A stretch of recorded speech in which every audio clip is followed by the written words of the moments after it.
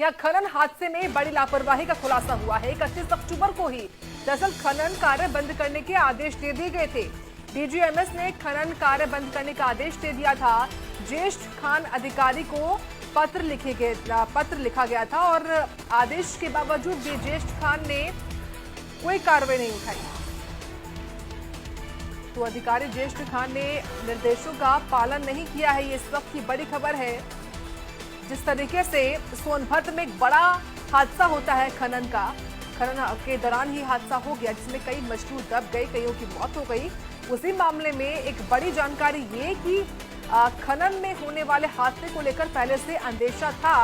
इसको लेकर खुद विभाग ने चेताया भी था, लेकिन उसके बावजूद भी कोई कार्रवाई नहीं हुई। दरअसल 31 अक्टूबर को ही खनन कार्य बंद करने का आदेश जो है वो दे दिया गया था।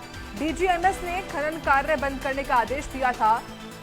ज्येष्ठ खान अधिकारी को लिखे पत्र में ही आदेश ये जो है वो दिए गए थे। आदेश के बावजूद भी ज्येष्ठ खान ने कोई कार्रवाई नहीं की। इस वक्त की बड़ी खबर है। सोनभद्र से खनन हादसे में बड़ी लापरवाही का खुलासा हुआ है। 31 अक्टूबर को ही खनन कार्य बंद करने का आदेश था। डीजीएमएस ने खनन कार्य बंद करने का आदेश दिया था। ज्येष्ठ खान अधिकारी को लिखे पत्र में ये आदेश दिए गए थे। आदेश के बावजूद भी ज्येष्ठ खान ने कोई कार्रवाई नहीं की और एक बड़ा हादसा होने दिया। एक प्रशासनिक लापरवाही भी है, इस पर कोई ध्यान नहीं दिया गया, जबकि पहले से ही चेताया गया था कि इस कार्य को बंद कर दिया जाए। और जानकारी लेंगे अंशुमन पांडे से। अंशुमन, देखिए प्रशासनिक आदेश पहले से ही जारी था, लेकिन उस आदेश को अनसुना किया गया और लापरवाही हो गई। ये बताइए कि अब लापरवाही होने के बाद क्या कोई कार्रवाई होगी प्रशासनिक तौर पर? जो जिम्मेदार हैं क्या उनको निलंबित किया गया है? कोई कार्रवाई, कोई एक्शन लिया गया है क्या अंशुमन? जी बिल्कुल, बता दें ये बड़ी लापरवाही है, क्योंकि जिस तरह से खदान मानक के अनुरूप नहीं चल रही थी, नियमों को ताक पर रखकर चल रही थी, और डीजीएमएस ने जब इसकी जांच की तो जांच में पाया गया कि एक तो अपने क्षेत्र से 7 मीटर बढ़ करके अधिक क्षेत्र में खनन किया गया है, और इसके साथ ही जो खदान है वो मानक के अनुरूप नहीं चल रही थी और खदान पूरी तरह से खतरनाक हो गई थी। डीजीएमएस के जांच में इस बात का खुलासा किया गया है कि वह खदान खतरनाक हो गई, जिसके बाद उसे 22/3 के तहत जो है सुधारात्मक कार्य का आदेश दिया गया। और जब जिला प्रशासन और खनन विभाग इस आदेश को भी पूरा नहीं करा पाया, तो डीजीएमएस ने इसे खदान को बंद करने का, सीधे तौर पर बंद करने का आदेश दिया। बावजूद इसके खनन विभाग और जिला प्रशासन के द्वारा इस खदान को बंद नहीं कराया गया और लगातार जो रसूखदार और जो खनन माफिया थे उनके द्वारा लगातार खनन कराया जाता रहा, जिसके वजह से वहाँ 7 मजदूर जो है वो मलबे के नीचे दबे और काफी रेस्क्यू चला और इसके बाद उनका शव बाहर निकाला गया। तो एक तरह से देखा जाए तो बिल्कुल यह प्रशासन की बहुत बड़ी लापरवाही है और इस लापरवाही की वजह से 7 मजदूरों को अपना जान गंवाना पड़ा। और जहां तक कार्रवाई की बात है तो जिलाधिकारी के द्वारा न्यायिक जांच इस पर बैठाई गई है। इसके साथ ही पुलिस अधीक्षक के द्वारा भी इस पर जो है एसआईटी की टीम बैठाई गई है, लेकिन अभी जो इसके मुख्य आरोपी हैं वो पुलिस की गिरफ्त से बाहर है। और इसके साथ ही अभी तक जो इसमें कार्रवाई पूरी तरह से देखने को मिला है वो ये है कि एक मैनेजर और 2 कर्मचारी और एक अन्य मेट को गिरफ्तार करके पुलिस इस मामले में कार्रवाई की है। बाकी शेष आरोपी अभी भी पुलिस के गिरफ्त से बाहर है। और जहां तक मजिस्ट्रेटी जांच की बात है तो अभी फिलहाल मजिस्ट्रेटी जांच पूरी नहीं हुई है, जिलाधिकारी को सौंपी नहीं गई है, तो इस लिहाज से भी कार्रवाई अभी आगे नहीं बढ़ पाई है। जी ठीक है, आपका बहुत धन्यवाद अंशुमन पांडे विस्तार से बताने के लिए इस बड़ी खबर के बारे में। बढ़ते आगे, एक और बड़ी खबर है लखनऊ से। यहाँ पर इंटरनेशनल साइबर गैंग का भंडाफोड़ हुआ है। अमेरिका के लोगों को ये गैंग ठगता था। सीबीआई ने यूएस एजेंसियों की इंटेल पर ही कार्रवाई करी। अवैध कॉल सेंटर को ध्वस्त किया गया है। मुख्य संचालक विकास कुमार गिरफ्तार किया गया है। बता दें आपको कि 14 लाख रुपए कैश, दर्जनों मोबाइल फोन बरामद हुए हैं। पुणे, हैदराबाद में भी कॉल सेंटर ये चलाया करता था। तो तो विशाखापट्टनम में भी इसका गोरख धंधा चल रहा था। लखनऊ से ऑपरेट हो रहा था पूरा ट्रांसनेशनल सिंडिकेट। ठगी, रिश्वत, डार्क वेब आधारित स्कैम का बड़ा खेल जो है वो चल रहा था। और सोचिए कि कितना बड़ा ये खेल होगा कि इसमें कई जगहों से ये लोग ठगी क्या करते थे। अमेरिका के लोगों को भी ठगता था ये गैंग। कई लोग जो हैं वो इस गैंग के ठगी का शिकार हो चुके हैं। एक बड़ी कार्रवाई है, एक बड़ी सफलता है जो कि लखनऊ में लगी है हाथ। और इस अवैध कॉल सेंटर का पर्दाफाश हुआ है। इसका मुख्य संचालक विकास कुमार इसका नाम है। ये पकड़ा गया है, दबोचा गया है, अब इससे पूछताछ की जा रही है। तो इंटरनेशनल साइबर गैंग है जिसका भंडाफोड़ हुआ है। और इस इंटरनेशनल साइबर गैंग के कई सारे जो गैंग है वो ऑपरेट हो रहे थे देश के अलग अलग हिस्से में। तो सीबीआई ने यूएस एजेंसियों की इंटेल पर एक कार्रवाई की है और इन तमाम अवैध कॉल सेंटर को ध्वस्त करने की भी कार्रवाई की है। इसका मुख्य संचालक विकास कुमार गिरफ्तार किया गया है। ये इस वक्त की बड़ी खबर लखनऊ से। किस तरीके से एक ऐसा गैंग पकड़ा गया है जो कि इंटरनेशनल साइबर गैंग है, यानी कि ये इंटरनेशनल विदेशी लोगों को ठगा करता था। अमेरिका के लोगों को इसने ठगने का काम किया है। जिसके बाद जब जानकारियां मिली तो सीबीआई ने यूएस एजेंसियों की ही इंटेल पर एक कार्रवाई की है। अवैध तरीके से कॉल सेंटर बनाते थे और अमेरिका में रह रहे लोगों को अपनी ठगी का शिकार बनाते थे। और इनसे कई जो ठगी हैं ये वो ठगी कर चुके हैं और संख्या काफी ज्यादा बताई जा रही है। तो लखनऊ से बड़ी खबर है। ऐसे कई ठग हैं और इनके गैंग है जिनका पर्दाफाश पहले भी हो चुका है। और उसी क्रम में ये एक बार फिर से एक ऐसे गैंग का पर्दाफाश हुआ है जो कि इंटरनेशनल लोगों से ठगी किया करते थे। इस खबर पर और जानकारी लेंगे हम हमारी सहयोगी वर्षा शाही से। वर्षा, इंटरनेशनल कॉल सेंटर के तौर तरीके से किस तरीके से ये जो अमेरिका में रहने वाले लोग थे उनसे ठगी किया करता था ये पूरा गैंग, क्या जानकारी, इनपुट कैसे मिला, कैसे पता चला, क्या है पूरी खबर?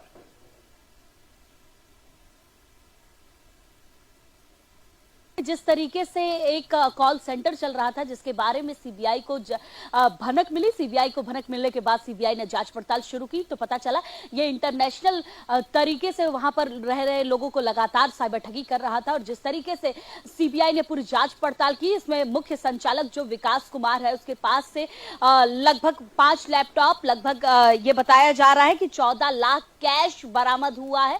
इसके साथ साथ अभी उससे पूछताछ की जा रही है कि आखिर किस तरीके से ये ठगी कर रहा था और क्या क्या चीजें और इसके पास मौजूद है, कितने लिंक है विशाखापट्टनम से लेकर इत्यादि जगहों पर भी इसका साइबर नेटवर्क चल रहा था। तो पूरी तरीके से ये कह सकते हैं कि एक बड़ी गिरोह का भांडाफोड़ सीबीआई ने किया। और इसको लेकर जो यूएस एम्बेसी है उसने भी सीबीआई जो है उसका धन्यवाद किया कि आखिर किस तरीके से यूएस एम्बेसी में यूएस में चल रहे लगातार जो साइबर ठगी है वो उसका भांडाफोड़ करने वाले को पकड़ने को लेकर कहीं ना कहीं धन्यवाद करते हुए ये भी बताया कि आखिर किस तरीके से लगातार ये नेटवर्क जारी था और इस नेटवर्क को ध्वस्त कर दिया गया है। और वर्षा, ये जो इंटरनेशनल साइबर ठग गैंग है ये भारत में कहाँ का संचालित है और यूपी के लिहाज से बात कर ली जाए तो यूपी में कहाँ ये ऑपरेट हो रहा था? देखिए, अगर भारत की बात करें तो विशाखापट्टनम, पुणे, हैदराबाद इत्यादि जगहों पर इसका एक बड़ा नेटवर्क चल रहा था। उत्तर प्रदेश की राजधानी लखनऊ में इसका कनेक्शन था। तो जाहिर सी बात है कि अलग अलग जगहों पर जिस तरीके से ये अपने नेटवर्क को चला रहा था, इसमें एक बड़ी बात निकलकर सामने आई कि इतने बड़े सेटअप को चलाने के साथ साथ एक बड़ी तरीके का गिरोह इसने तैयार कर रखा था जो साइबर नेटवर्किंग को लेकर काम करते थे और ये शिकार बनाते थे। तो बाहर के रहने वाले लोगों को, जैसे यूएस में रहने वाले लोगों को शिकार बनाते थे, वहां के लोगों के साथ साइबर ठग करते थे और उसी तरीके से लगातार ये अपने काम को आगे बढ़ा रहे थे। लेकिन सीबीआई ने जिस तरीके से इस पे पूरी कार्रवाई की और जिस तरीके से विकास को पकड़ा, इसमें अब धीरे धीरे करके बहुत सारी चीजें निकलकर सामने आएगी। क्योंकि अभी तक इससे पूछताछ में जिस तरीके से इसके सभी जगहों का नेटवर्क निकल कर आया, पैसे बरामद हुए, पैसे बरामद होने के साथ साथ लैपटॉप से लेकर इत्यादि चीजें मिली हैं। तो इलेक्ट्रॉनिक गैजेट को भी अभी जांच पड़ताल की जाएगी और इसको और पता किया जाएगा कि इसका नेटवर्क और कितना बड़ा था। चलिए ठीक है, आपका बहुत धन्यवाद वर्षा विस्तार से बताने के लिए इस बड़ी खबर के बारे में। चलिए बढ़ते खबरों में आगे एक और बड़ी खबर। यहाँ सहारनपुर में ड्रग्स तस्कर पर पुलिस ने शिकन रखा है। करोड़ों रुपए की स्मैक के साथ नशे का सौदागर गिरफ्तार किया गया है। 20,000 रुपए का इनामी था ये ड्रग तस्कर। आरोपी आसिफ के कब्जे से 4.3 किलोग्राम स्मैक बरामद हुई है। अंतरराष्ट्रीय बाजार में करीब 4 करोड़ की कीमत इसकी बताई जा रही है। तो एक बड़ी कार्रवाई हुई है, एक बड़ी सफलता हाथ लगी है और ये सफलता ड्रग्स तस्कर पर हुई है। तो करोड़ों रुपए की स्नैक के साथ नशे का सौदागर गिरफ्तार हुआ है। 20,000 रुपए का इनामी है ये ड्रग्स तस्कर। तो आरोपी आसिफ के कब्जे से 4.3 किलोग्राम स्नैक बरामद हुई है। अंतर्राष्ट्रीय बाजार में करीब 4 करोड़ इसकी कीमत बताई जा रही है। जो स्नैक बरामद हुई है कि इसकी अंतर्राष्ट्रीय कीमत 4 करोड़ रुपए है। तो ये ड्रग तस्कर है जो कि नशे की सप्लाई करता था, ड्रग्स की सप्लाई क्या करता था और करोड़ रुपए की स्नैक के साथ नशे का सौदागर गिरफ्तार हुआ है। 20,000 रुपए का इनामिया भी है, यानी कि जो तस्कर है वो इनामी तस्कर है। इसका नाम है आसिफ और इसके कब्जे से 4.3 किलोग्राम स्नैक बरामद हुआ है और अंतर्राष्ट्रीय बाजार में इस स्नैक की कीमत 4 करोड़ रुपए है। इससे पहले भी इसने कई ऐसे तस्करी की हैं जिसके चलते ही इस पर 20,000 रुपए का नाम रखा गया। तो देखिए करोड़ों की स्नैक के साथ नशे का सौदागर गिरफ्तार हो चुका है। आखिरकार 20,000 रुपए का इनामी है ये ड्रग्स तस्कर जिसके पास से स्नैक की बरामदगी भी हुई है। ये स्नैक की सप्लाई कहां करता था इसका पता अब टीम की ओर से लगाया जा रहा है ताकि उसी के आधार पर जो उसके साथी होंगे अन्य तस्कर होंगे उनको पकड़ा जा सके। बढ़ते खबरों में आगे बड़ी खबर बहराइच से है। यहाँ पर फर्नीचर व्यापारी के घर पर इनकम टैक्स की टीम ने छापेमार कार्रवाई की है। व्यापारी हाजी नगीन है जिसके घर पर उसके शोरूम पर ये छापा पड़ा है। आईटी की टीम ने सभी दस्तावेजों की जांच की है। शहर के पौष इलाके में स्थित है कारोबारी का शोरूम। कोतवाली नगर कोतवाली देहात इलाके का मामला सामने आया है। ये इस तरीके से व्यापारी हाजी इसका नाम है। इसके ठिकानों पर इसके शोरूम इसके घर पर इनकम टैक्स की टीम पहुंची है। तो इनकम टैक्स की टीम ने ये रेड की है, छापेमार कार्रवाई की है और इसके ठिकानों से तमाम दस्तावेज इस वक्त टीम खंगाल रही है। दस्तावेजों के साथ साथ जो इनपुट मिले होंगे आईटी की टीम को, उस इनपुट के आधार पर भी जो जांच है वो चल रही है। तो बहराइच से बड़ी खबर है। हाजी नगीन इसका नाम है, व्यापारी है ये और इसके घर पर शोरूम पर इसके इस वक्त इनकम टैक्स की टीमें रेड कर रही है। पौष इलाके में इसका जो शोरूम है वो स्थित है। ये कारोबारी है और ये मामला है बहराइच के कोतवाली नगर देहात का। तो व्यापारी हाजी के दरअसल ये जो व्यापारी है फर्नीचर का व्यापारी है, यानी कि फर्नीचर बेचने का काम ये करता था। इसके कई शोरूम्स बताए जा रहे हैं जहां पर इस वक्त इनकम टैक्स की टीमें कार्रवाई कर रही हैं, सभी दस्तावेजों को खंगाल रही हैं क्योंकि उन्हीं के आधार पर इसके विरुद्ध अग्रिम कार्रवाई हो पाएगी। तो शहर के पौष इलाके में इसका फर्नीचर का शोरूम बताया जा रहा है। यहाँ पर इनकम टैक्स की टीम ने रेड की है, छापेमार कार्रवाई की है। तो बहराइच से बड़ी जानकारी दे रहे हैं यहाँ किस तरीके से इनकम टैक्स की टीम ने एक बड़ी कार्रवाई की है, छापा मारा है। दरअसल हाजी नगीन के घर पर, इसके शोरूम पर, जो कि एक फर्नीचर कारोबारी है। आईटी टीम ने मौके से कई दस्तावेज खंगाले भी हैं और खबर है कि जब इसके घर पहुंची तो इससे पूछताछ भी संभवतः की गई होगी। तो बहराइच से बड़ी जानकारी है। इनकम टैक्स की टीम को कई तरह के इनपुट्स मिल रहे थे टैक्स को लेकर खास तौर से, और यही वजह कि टैक्स चोरी के इनपुट्स मिलने के आधार पर ही इस व्यापारी हाजी नगीन के घर पर, उसके शोरूम पर इनकम टैक्स की टीम ने छापेमार कार्रवाई की है। शहर के पौष इलाके में स्थित है कारोबारी का शोरूम। कोतवाली नगर कोतवाली देहात इलाके का मामला सामने आया है ये बहराइच से। यहाँ बहराइच में एक फर्नीचर व्यापारी के घर पर इनकम टैक्स की टीम ने छापा मारा है, छापेमार कार्रवाई की है। व्यापारी हाजी नगीन के घर पर, शोरूम पर छापा मारा है। आईटी की टीम ने सभी दस्तावेजों की जांच की है। शहर के पौष इलाके में स्थित है कारोबारी का शोरूम। कोतवाली नगर कोतवाली देहात इलाके का मामला सामने आया है ये इस वक्त। तो बहराइच से बड़ी जानकारी है। बहराइच में फर्नीचर व्यापारी के घर पर आईटी की टीम ने छापा मारा है। व्यापारी हाजी नगीन के घर पर, उसके शोरूम पर छापा पड़ा है। आईटी की टीम ने सभी दस्तावेजों की जांच की है। इस वक्त की बड़ी खबर है। शहर के पौष इलाकों में स्थित है इस कारोबारी का शोरूम। इस खबर पर जानकारी हम लेंगे संजय मिश्रा से। संजय, क्या इनपुट्स थे, क्या टैक्स चोरी के आरोपों में ये हाजी जो व्यापारी का नाम है वो उस पर आरोप लग रहे थे, टीम कब पहुंची, क्या अभी भी ये जो रेड है वो चल रही है, क्या ताजा अपडेट आपके पास? बिल्कुल, देखिए मैं आपको लंबा अपडेट दूंगा क्योंकि वजह यह है कि बहराइच के काफी बड़े व्यापारी हैं और सबसे बड़ी बात यह है कि ये भारत नेपाल सीमा का सटा हुआ ये जनपद बहराइच है। ऐसे में जिस तरीके से अकूत संपत्ति इनके द्वारा अर्जित की गई है, इसी को लेकर के इनकम टैक्स की टीम यहाँ पहुंची है और मैं उस घर के सामने हूँ। ये देखिए, अलखैर नाम से ये पूरा घर है और ये अधिकारियों की यहाँ पर गाड़ियां हैं और यहाँ पे सुबह 9 बजे से ये रेड चल रही है। अधिकारी सभी अंदर है, इसी घर के अंदर है। सबसे बड़ी बात यह है कि तकरीबन 80 की संख्या में पूरी टीम बताई जा रही है। किसी को भी बाहर नहीं निकलने दिया जा रहा है। तमाम ऐसे जो लोग हैं, उनके घर के जो सफाई कर्मी हैं, जो उनके घर के मैनेजर हैं, सभी को अंदर जो टीम है वो रखे हुए है और बारीकी से सभी जगहों को खंगालने पे जुटी हुई है क्योंकि ये काफी बड़ा मामला है। सबसे बड़ी बात यह है कि जिस तरीके से इनके पास एक अकूत संपत्ति कही जाती है क्योंकि इनके पास शोरूम है, फर्नीचर के बड़े व्यापारी हैं और जिस घर के मैं घर के सामने खड़ा हूं, ये दुबई के तर्ज पर ये घर बना हुआ है। ऐसे में निश्चित तौर पे अगर टीम यहाँ पहुंची है, टीम यहाँ अगर जांच कर रही है तो निश्चित तौर पर टीम को कोई बड़ा इनपुट मिला है। सुनने में ये भी आया है कि ईडी की भी टीम यहाँ पे पहुंचने वाली है। निश्चित तौर पे बड़ा यहाँ पे इनपुट मिलेगा। जांच चल रही है और लगातार सुबह 9 बजे से और इस समय 7 बजने वाले हैं, यानी कि 10 घंटे लगातार ये जांच अभी चली है और अनवरत अभी ये जांच चलती रहेगी। जैसे ही कोई बाहर जो अधिकारी निकलेगा, हम बात करने का प्रयास करेंगे कि आखिर में इनके पास हाजी नगीन, इनके पास इतनी अकूत संपत्ति कहां से आई है और किस तरीके से, क्या ये टैक्स, इन्होंने कितना बड़ा टैक्स चोरी किया है, क्यों सा इन्होंने ऐसा घपला किया है, जिसको लेकर के यहाँ पे टीमें मौजूद है। 80 की संख्या में यहाँ पे लोग मौजूद है, सब सुरक्षाकर्मी मौजूद है और लगातार ये रेड चल रहा है, लगातार ये छापेमारी चल रही है। देखना ये होगा कि इसमें क्या इनपुट्स बाहर निकल करके आते हैं। फिलहाल जिस तरीके से ये भारत नेपाल सीमा का सटा हुआ जनपद है, ऐसे में तमाम तरह के सवाल इनके ऊपर खड़े हो रहे हैं। जवाब इनकम टैक्स की टीम जब बाहर निकलेगी तभी मिल पाएगा। जी संजय, ये बताइए कि जिस घर के बाहर आप मौजूद हैं वहां पर इस वक्त अधिकारी हैं आईटी के, लेकिन इसके अलावा कितने शोरूम हैं, कितने ठिकाने हैं जहां पर इनकम टैक्स की टीमें पहुंची हुई हैं, कि केवल या फिर यही ठिकाना जहां पर आप इस वक्त हैं? देखिए, इनका बिल्कुल शहर के बीचों बीच में कोतवाली नगर स्थित में इनका एक बड़ा शोरूम है जहां पे फर्नीचर ये व्यवसायी है। ये इनका बड़ा मकान है जहां से पूरी तरीके से ये ऑपरेट करते हैं, पूरा सिस्टम यहां से इनका चलता है।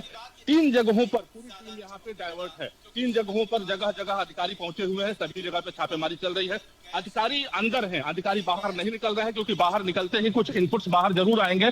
फिलहाल अधिकारी अंदर है, लगातार छापेमारी जारी है, लगातार जांच जारी है, दस्तावेजों को खंगाला जा रहा है, घर के अलमारियों को खंगाला जा रहा है, जो गुप्त तहखाने हैं सभी जगहों को खंगाला जा रहा है। सूचना ये भी मिली है कि कोई ऐसा सामान भी इनके घर से बाहर फेंका गया है जिसको लेकर के जो इनके घर के ठीक पास तालाब है उसको भी खंगालने की बात कही गई है। अब देखना यह होगा कि क्या क्या इनपुट्स बाहर निकल करके आते हैं क्योंकि जिस तरीके से सूत्रों के हवाले से जानकारियां मिल रही हैं, ठीक है, निश्चित तौर पर कोई बड़ी वारदात यहाँ पे बिल्कुल एक बड़ी कार्रवाई होगी। संजय मिश्रा, अगर तमाम दस्तावेज मिलते हैं टीम को। फिलहाल बहुत धन्यवाद आपका हमें लाइव अपडेट्स और जानकारियां देने के लिए। बढ़ते हैं खबरों में आगे। बड़ी खबर लखीमपुर खीरी से। अब यहाँ पर दखेरवा और गिरजापुर हाईवे पर एक बड़ा हादसा हुआ है। यहाँ पर तेज रफ्तार अल्टो कार शारदा नहर में गिर गई, इससे 5 लोगों की दर्दनाक मौत हो गई है, एक गंभीर रूप से घायल है।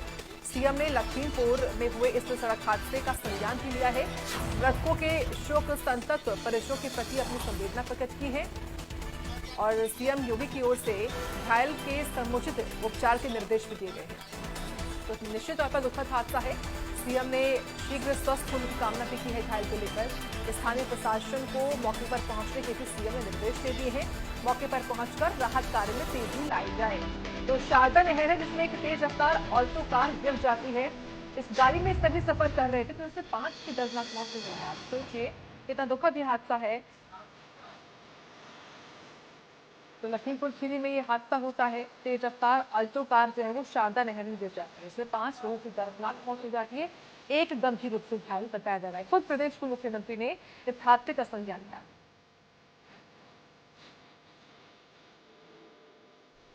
इस वक्त की बड़ी जानकारी है, तेज रफ्तार के चलते ही हादसा हुआ है ये दखेरवा गिरजापुर हाईवे पर। और जानकारी लेंगे अभिषेक गुप्ता से। अभिषेक, इस ऑल्टो कार में कितने लोग सफर कर रहे थे और क्या ये सभी एक ही परिवार के थे? बिल्कुल, देखिए ये पूरा हादसा जो है देर रात का है, जहां पर ये एक कार में 6 लोग सवार थे और लखीमपुर खीरी में शादी समारोह से वापस लौट रहे थे।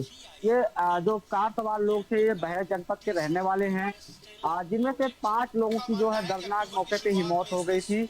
बाकी जो एक है उसको स्थानीय लोगों ने बचाया और सीपीआर दिया, और जिसके बाद में उसको अस्पताल में भर्ती कराया। जो घायल है उसका अस्पताल में इलाज चल रहा है। साथ ही जो 5 लोगों की मौत हो गई है उनका पुलिस ने पोस्टमार्टम कराया है, और उसके बाद में उन सभी शवों का जो है अंतिम संस्कार कर दिया गया है। लेकिन जो कार है वो अभी भी वही नहर में पड़ी हुई है। तो कहीं ना कहीं जिस तरीके से पूरा लखीमपुर खीरी में हादसा हुआ, एक बड़ा दर्दनाक हादसा हुआ है, और एक मोड़ पे कहीं ना कहीं तेज रफ्तार में गाड़ी रही होगी, जिसकी वजह से ठीक है। रेलिंग को तोड़ते बिल्कुल, हुए नहर में गाड़ी तेज जा रफ्तार गिरी की है। अमूमन वजह होती है अभिषेक, इसके चलते हादसे होते हैं। आपका बहुत धन्यवाद हमें जानकारी देने के लिए इस बड़ी खबर के बारे में। बढ़ती है खबरों में आगे। बड़ी खबर अब एटा से। एटा में नौकरी के नाम पर ठगी हुई है। दरअसल कम्युनिटी हेल्थ वर्कर्स से करोड़ों रुपए की ठगी हुई है नौकरी के नाम पर। अधिकारियों पर कम्युनिटी हेल्थ वर्कर्स ने ठगी के आरोप लगाए हैं। क्षेत्राधिकारी अलीगंज नीतीश गर्ग को प्रार्थना पत्र भी सौंपा है। हेल्थ वर्कर्स का आरोप है कि शिकायतों के बावजूद भी सुनवाई नहीं हुई उनकी। हेल्थ वर्कर्स ने मामले की उच्च स्तरीय जांच की मांग उठाई है। एटा से बड़ी खबर है, यहाँ पर ठगी के आरोप लगाए गए हैं। अधिकारियों पर क्षेत्राधिकारी अलीगंज नीतीश गर्ग को जो प्रार्थना पत्र है वो भी सौंपा गया है। हेल्थ वर्कर्स का आरोप है कि शिकायत के बावजूद भी उनकी सुनवाई नहीं हो रही है, कोई कार्रवाई नहीं हो रही है। और जानकारी लेंगे विपिन कुमार से। विपिन, ये क्या मामला है जहां पर नौकरी के नाम पर ठगी की खबर सामने आ रही है? हेल्थ वर्कर्स CHW है जो, उन्होंने बुधवार को बड़ा आरोप लगाते हुए क्षेत्राधिकारी अलीगंज को एक बृहस्पति प्रार्थना पत्र सौंपा है। कार्यकर्ताओं का कहना है कि लंबे समय से वे हायरिंग के आधार पर स्वास्थ्य सेवाएं दे रहे थे, लेकिन अधिकारियों द्वारा मानसिक उत्पीड़न, मानदेय रोकने और अवैध व्यवहार जैसी समस्याओं का निरंतर उन्हें सामना करना पड़ रहा था। कई बार शिकायतों के बावजूद न तो उनकी सुनवाई हुई और न ही किसी अधिकारी के खिलाफ कोई कार्रवाई हुई। इससे कर्मचारियों का गुस्सा भड़क गया। कई हेल्थ वर्कर्स ने आरोप लगाया कि वे अपनी ड्यूटी ईमानदारी के साथ निभा रहे हैं, फिर भी अधिकारी बिना कारण सूची से नाम हटाते हैं, उपस्थिति दर्ज करने में बाधा डालते हैं और फील्ड कार्य में जो अनावश्यक दबाव बनाते हैं। वहीं जांच के दौरान पक्षपात करते हैं। समय पर मानदेय न मिलने से उनके परिवार आर्थिक संकट से जूझ रहे हैं, और इसी को लेकर उन्होंने जो सीओ अलीगंज है नीतीश गर्ग, उनको ज्ञापन दिया है। जी ठीक है विपिन, आपका बहुत धन्यवाद जानकारी और अपडेट देने के लिए इस खबर के बारे में। और इसी के साथ बुलेटिन में इतना ही। आप देखते रहे इंडिया न्यूज उत्तर प्रदेश उत्तराखंड।